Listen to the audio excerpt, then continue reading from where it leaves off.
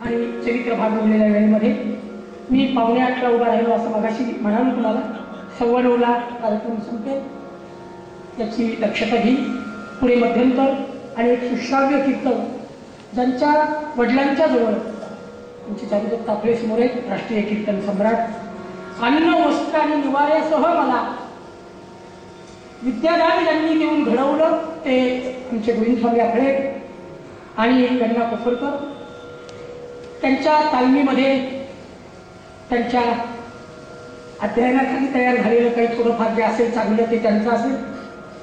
आज चारुदत्तची समोर बसून ऐकायची ही माझी त्यांची पहिलीच वेळ आहे, तर ते मांडण्याचा थोडासा प्रयत्न केला. चरित्र भागाकडे येऊया. एकदा भजन करा. पंढरीनाथ महाराज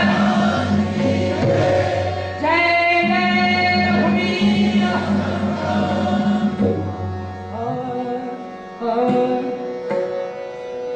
हरे राम बोला. मला इतका आवाज अपेक्षित आहे की माझ्यापर्यंत तो पोहोचावा. हरे राम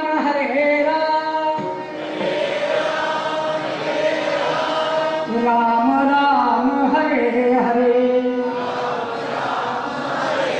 हरे कृष्ण कृष्ण कृष्ण हरे हरे हरे राम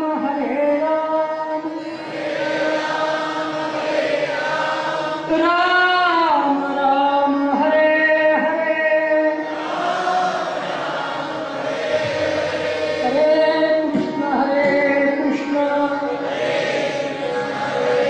कृष्ण कृष्ण हरे हरे. प्रभु रामचंद्र भगवान. अयोध्या जागी झाली. प्रभु रामचंद्र आपले नित्यकर्म आटोपून सिंहासनावर बसले. पण आज उदास आहे. विमनस्क अवस्थेमध्ये शून्यात दृष्टी टाकून प्रभु रामचंद्र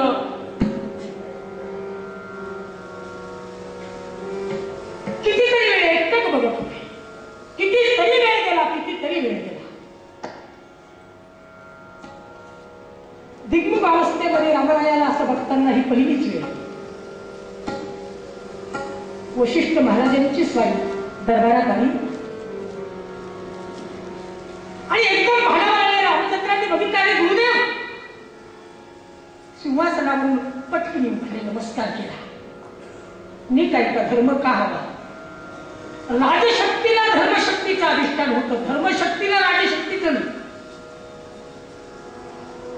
महाभारत असं म्हणाले, राजशक्ती अधिष्ठानम धर्मशक्ती हितत्वता तयोस्तु निग्रहे गण्ये धर्मशक्ती विशिष्य. धर्मपीठाची पूजा करणारा हा राजा होता.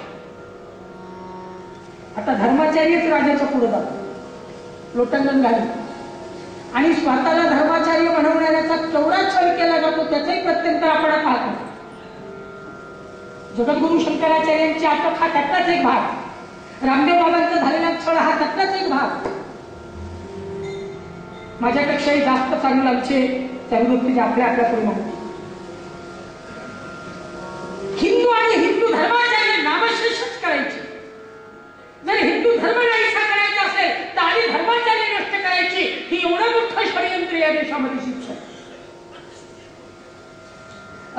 रामाने नमस्कार केला वशिष्ठ महाराजांना. रामराया आज उदास दिसतोयस. होय गुरुदेव. का नाही गुरुदेव? एकच आहे, ध्यानी मनी जागृती स्वप्न सुषुप्ती. प्रत्येक अवस्थेमध्ये एकच विचार येतोय की गुरुदेव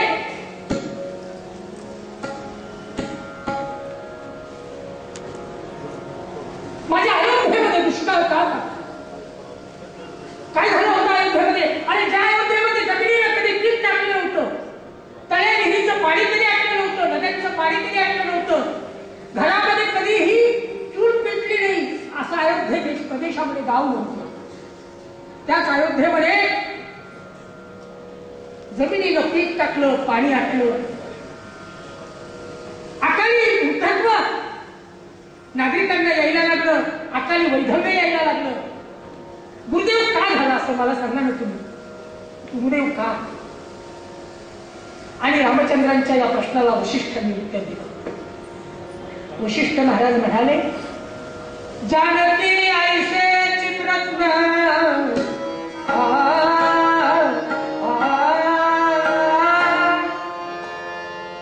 जानकी ऐसे चित्रत्न लक्ष्मी गेली सी घोर सकल पतिव्रता मंडळ आवर्षण म्हणून पडले. अरे का विचारतोस? लक्ष्मीलाच वनवासाला पाठवलंस, काय घडेल? काय दोष होता जानकीचा, सीतेचा? होय गुरुदेव, पण मी सीतेचा केलेला त्याग हा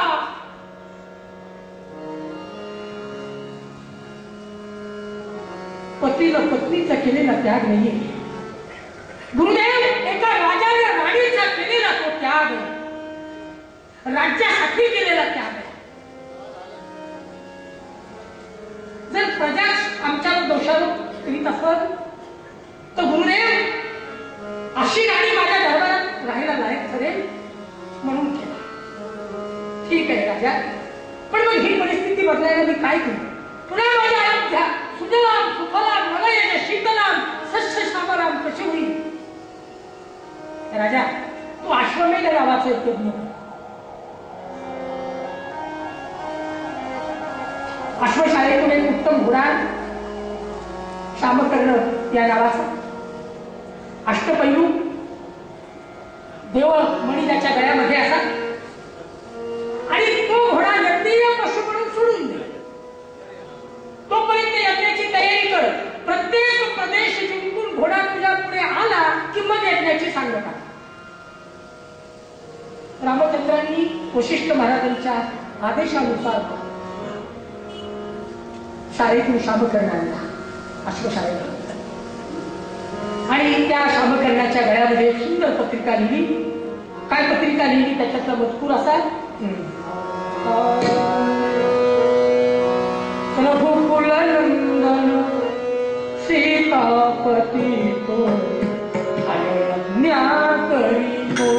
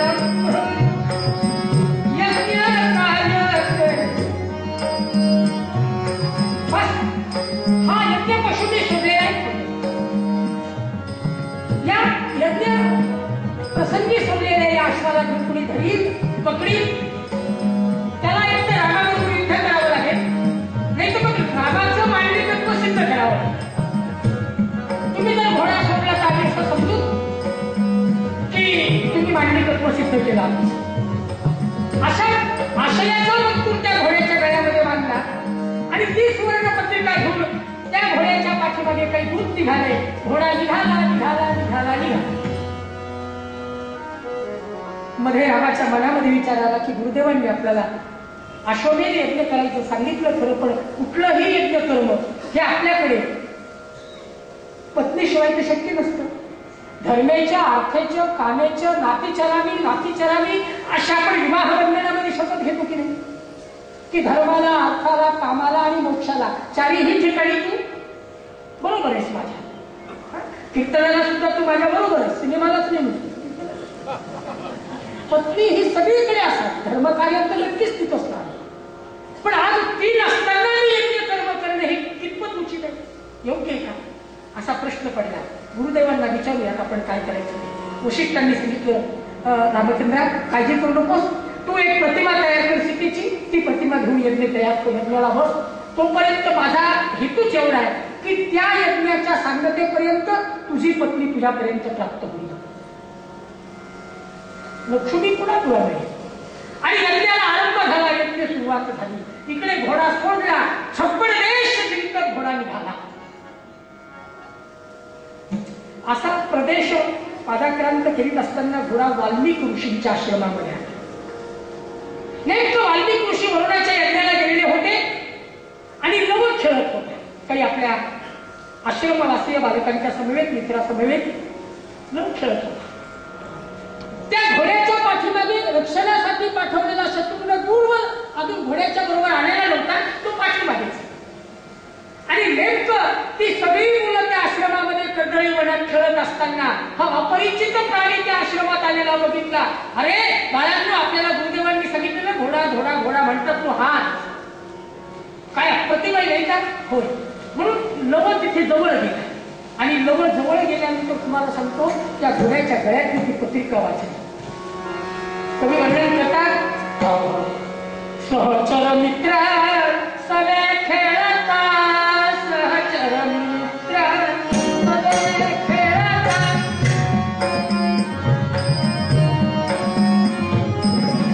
सहचर मित्र सवे खेळता,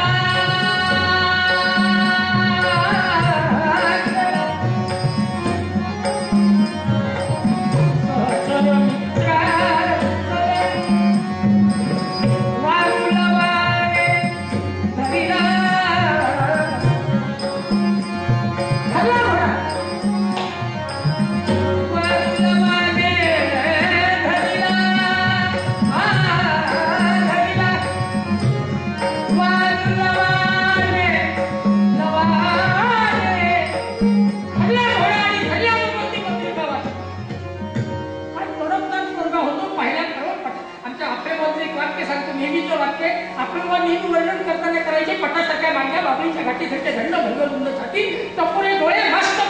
पाठीमागे असा झेंडा पडलेला ऋषिकुमार होता. तो रस्त्याने चालला तर जमीन खाली वाकायची ही ताकद.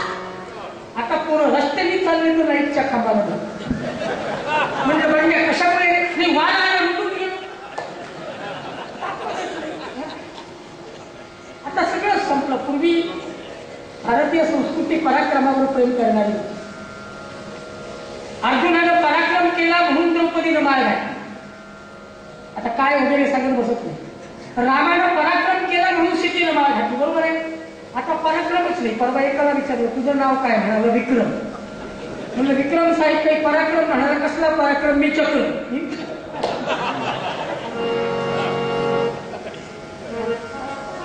सहचर मित्र सवे खेळत आणि खाल्ल्याबरोबर कर्दळीच्या गळ्यामध्ये बांधून टाकलं. ती मुलं म्हणाली की लवा आणि नको धरू, काही संकट ओढवेल, कुणाचं आहे काय आपल्याला माहितीये का? तू पत्रिका वाचली ना, कुणीतरी अयोध्याधीश भगवान श्रीरामचंद्र यज्ञ करतायत, तो यज्ञ पशुहा आहे आणि त्याचं जर सैन्य पाठीमागून आलं तर तुलाही तो उद्या टाकेल, मलाही टाकेल, राजाशास्त्र होईल. तो म्हणाला बघ बसा तू काय असतं करारीपणा बघा ना कसा रक्तातून आलेला. मी काय करायचं. आणि घोडा बांधला कर्दळी वनामध्ये. इतक्याच पाठीमागून शत्रुघ्न घोड्याच्या रक्षणासाठी रामचंद्रांनी पाठवला होता. ते शत्रुघ्नाने तो घोडा बांधलेला बघितला सोडला. असेल मुलांनी बांधला, खेळता खेळता सोडून घेऊन. मुलांना काय कळतं, शत्रुघ्न घोडा सोडायला लागले. तोच लवानं पुन्हा हात मारला. हो घोडा सोडू नका. पत्रिकेत काय मजकूर लिहिलाय, तो कुणी या घोड्याला बांधील त्याला रामाबरोबर युद्ध करावं लागेल. आणि जर घोडा सोडला तर रामाला शरण यावं लागेल. मी शरण यायला काही तयार नाहीये, मी रामाशी युद्ध करायला तयार आहे. तुम्ही जाऊन सांगा रामाला की युद्धासाठी मी तयार आहे, तुम्ही तुमचा सैन्य बांधून इथे या.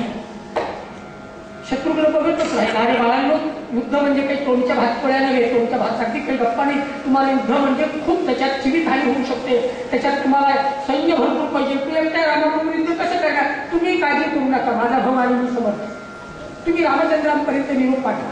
तो आणि माझ्याबरोबर युद्ध कर, मग रामचंद्राबरोबर. आणि मग वर्णन करतात, शत्रुघ्नाने बाण काढला आणि तो लवावर टाकायला लागला. पण मन असं म्हणत होतं, इतका गोड मुलगा कुणाचा वर असेल, हा ऋषिकुमार कुणाचा असेल आणि इतक्या लहान मुलावर आपण बाण टाकणं, शस्त्र टाकणं हे योग्य नाही. पण म्हणाले आपण याला देशूत ढकलूया. म्हणून वाजते शरणी कर काय हानी कर बाण भटाचा धांगाने सोडला एक मूर्छा त्या बाणानं लवाला लवमूर्छित पडला आणि आश्रमातली सगळी मुलं सीतेकडे पुन्हा सांगायला गेली सीतामय्या लव मरून पडला ग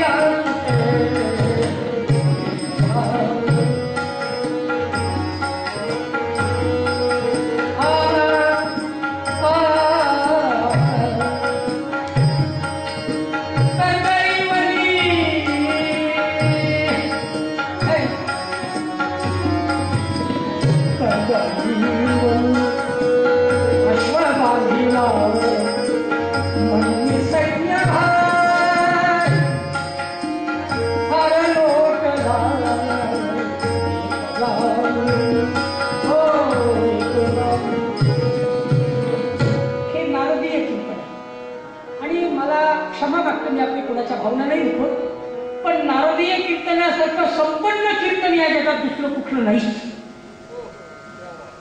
केवढे प्रकारे कराल तुम्ही सगळे वृत्त याच्या कामात आहे आता म्हणतो सगळे वृत्त नारदीय कीर्तनाचे संत वाङ्मय पंत वाङ्मय वेद उपनिषदांपासून आजच्या कवीपर्यंत सगळे वाङ्मय उत्तम जे जे चांगलं असेल ते यात वापरण्याची आपल्याला परवानगी नारदीय कीर्तन इतकं समृद्ध कीर्तन आहे संपन्न कीर्तन ती काही मुलं गेली सीतेला सांगितलं की असा असा प्रकार घडलाय लोक निशुद्ध पडलाय सीता दैवा या जगामध्ये देव मोठा का दैव मोठा पुन्हा एका नीच कोण मोठे मी ज्यावेळी एकांतात विचार करते त्यावेळी मला असं कधी कधी वाटतं की देवापेक्षा ही दैव मोठा आहे का देवावर एकच मात्रा आहे देव दैवावर दोन मात्रा आहे एका मात्रेनं दैव मोठं आणि दुसरी गोष्ट जे देवालाही चुकविता आलं नाही म्हणून दैव मोठं मी दैववाद नाही सांगत तुमच्या पुढे मी आज तुमच्या पुढे सांगतोय दैवा आणि पतीपासून विभक्त राहावं लागलं वनवास भोगावा लागला पुन्हा माझी पूर्ण माझ्या जीवनाचे हे सगळे दशावतार मी बघितले दुर्दैवाचे आज माझा पोटचा गोळा राहून इथला काळानं काय केलं असते माझ्यावर दैवा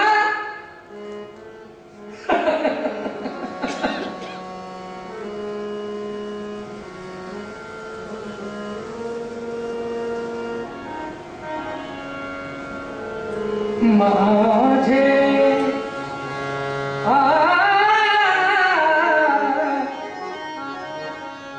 दैव कसे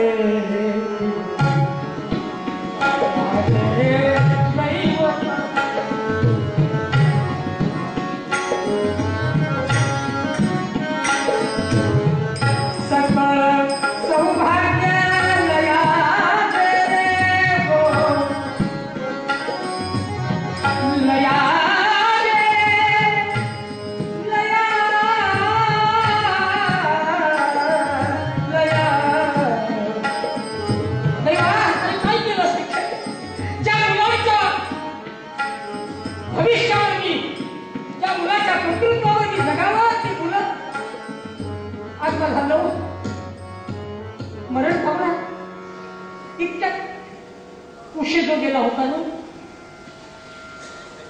काही संधी आणायला तो परत आला आईच्या डोळ्यातलं पाणी बघितलं काय गंमत होती बघा पटकी आला आणि आईच्या डोळ्यातलं पाणी पुसलं नीट ऐका पुसणारे कुणी असतील तर डोळे भरून यायला अर्थ आहे पुसणारे कुणी असतील तर डोळे भरून यायला अर्थ आहे आणि कुणाचेच डोळे भरून येणार नसतील तर मरण सुद्धा येईल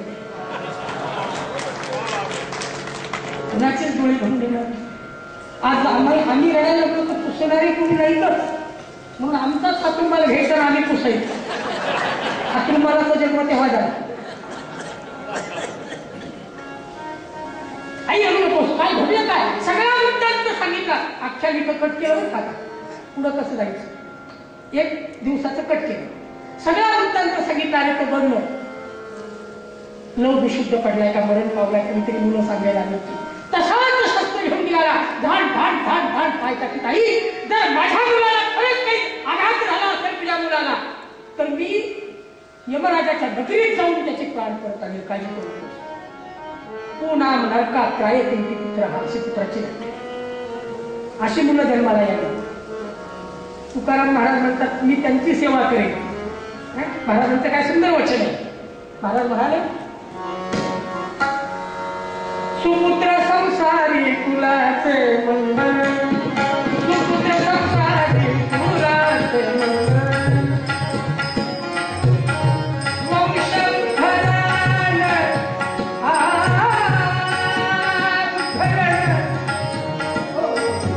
अशी मुलं जन्माला येणं हे खरंच. पण अशी मुलं नाहीत, अशी बायको नाही, असा नवरा नाही, आपलं कुटुंब व्यवस्थेत उद्ध्वस्त नाही. खरं तर एकत्र कुटुंब पद्धत ही एक तुम्हाला सांगतो अत्यंत या भारतीय संस्कृतीतली देणगी आहे. भारतीय संस्कृतीतलं महत्वाचं तुम्हाला सांगतो धर्माचरण आहे, एकत्र कुटुंब पद्धत. पण आता हल्ली आपली एकत्र कुटुंब पद्धत उद्ध्वस्त झाली. खरं तर सगळे एकत्र असावे. संसारामध्ये सासरा असावा, सासू असावी, दीर असावा, नणंद असावी, जावा असाव्या, भावा असावा. पण सासरा कसा असावा, आसरा देणारा सासरा असावा, आसू पुसणारी सासू असावी, धीर देणारा दीर असावा, आनंद देणारी नणंद असावी, आणि हावरा नसलेला नवरा असावा.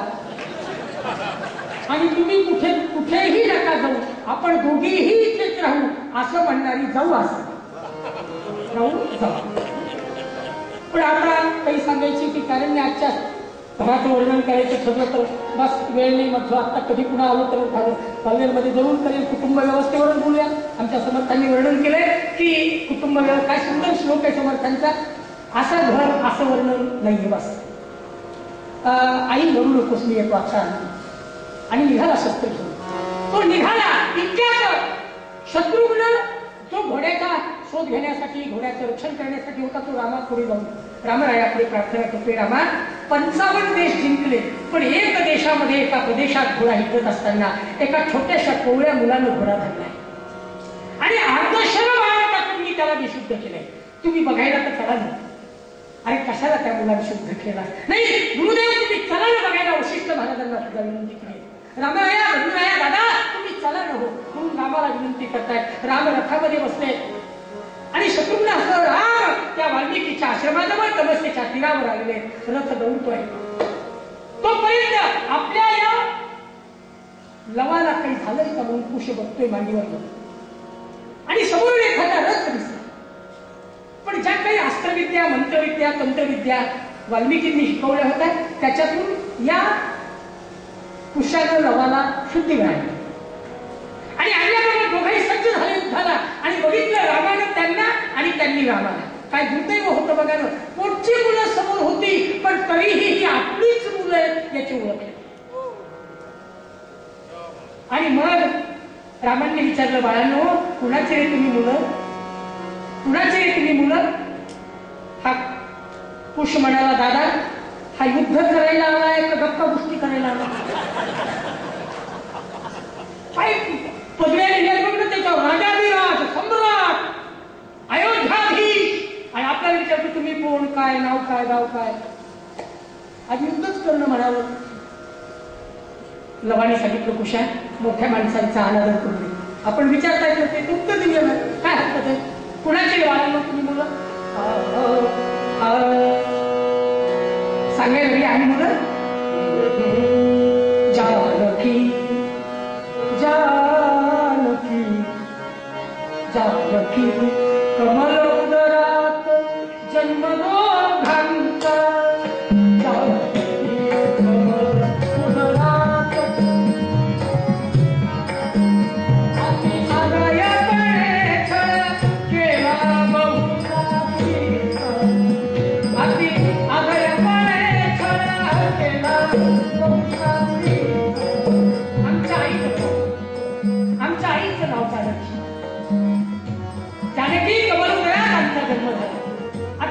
तुम्ही विचारा तुमच्या वडिलांचं नाव काय, विचारू नका. आम्ही वडिलांचं नाव घेतच नाही.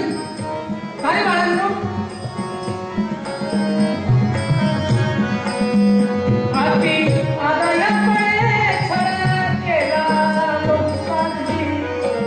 आमच्या आईचा त्यांनी खूप मोठा छळ केला हो. काहीही कारण नव्हतं, काहीही कारण नव्हतं, पण तिला वनवासात पाठवलं, तिचा त्याग केला. विनाकारण त्याग करणाऱ्या पत्नीचा किंवा आमच्या पित्याचं नाव सुद्धा मी घेतली, काहीच केलं. आणि मग हे वाक्य ऐकलं आणि रामचंद्रांच्या डोळ्यामध्ये पाणी आलं. बाळांनो, हात थरथरायला लागला. माझ्या मुलावर मी वाट टाकला, हा माझा धर्म आहे का? पित्यानं पुत्राचं पालन करणं हा पितृधर्म. पण काय वेळ दैव माझ्यावर आणली तुम्ही आज हा भाग्याचा राज त्याच्यावर टाकलीस. रामही दैवापुढे शरण आणि मुलंही विचार करतात की एवढा मोठा अयोध्याधीश सम्राट कदाचित हाच आपला भाग नसेल. आणि काही नवा पित्यावर वाट टाकणं हे पुत्राचं कर्तव्य. आपल्या गुरुदेवांनी काय शिकवलं आपल्याला? मातृदेवो भव, पितृदेवो भव, आचार्य देवो भव. त्या धर्माला नाही आपण लागलेला. आपल्याकडून धर्माचं आचरण जर नाही घडलं तर पाखंडी म्हणतील आपल्याला. या पुढचा कथाभाग पुन्हा कधी आलो जरूर नाही. तिथंच माझ्या घरात 9:14 झाले. आपल्या सगळ्यांची रजा घेतो. 8:45 सुरू झालं, 9:15 पर्यंत केलं. झालेली सेवा समर्थांच्या चरणी अर्पण करतो, तुमच्या माईबापांच्या चरणी अर्पण करतो. आणि आमचे शिरगावकर बंधू, माझे स्नेही, माझे मोठे बंधू म्हणतो, धाकटे बंधू म्हणतो, आमचे उपेंद्र महाराज, राघवेंद्र महाराज, त्यांना त्यांचा हा गोवर्धन पर्वत उचलणारे तुम्ही सगळे, या सगळ्यांना परमेश्वर उदंड आयुष्य देवो, धर्माचं कार्य आपल्यापासून आपल्या हातून घडो, अशी एवढीच विनंती करतो आणि कथेला पूर्ण विराम देतो. धर्माचे पालन करणं हे तर प्रत्येकाचं. धर्माची आणखी व्याख्या कर्तव्य म्हणजे सुद्धा धर्म. तर मुलांनी मुलाचं कर्तव्य, वडिलांनी वडिलाचं कर्तव्य, पतीनं पतीचं कर्तव्य, पत्नीनं पत्नीचं कर्तव्य, या कर्तव्याचं आचरण म्हणजे सुद्धा धर्मच आहे. इथपर्यंत थांबतो आणि सेवेला पूर्ण विराम देतो. पुन्हा एकदा सावधजी आपले युवांना मी धन्यवाद देतो. आमचे विवेक वाईट, आणखी ज्येष्ठ सगळे कीर्तनकार आहेत, सगळ्यांना नमस्कार.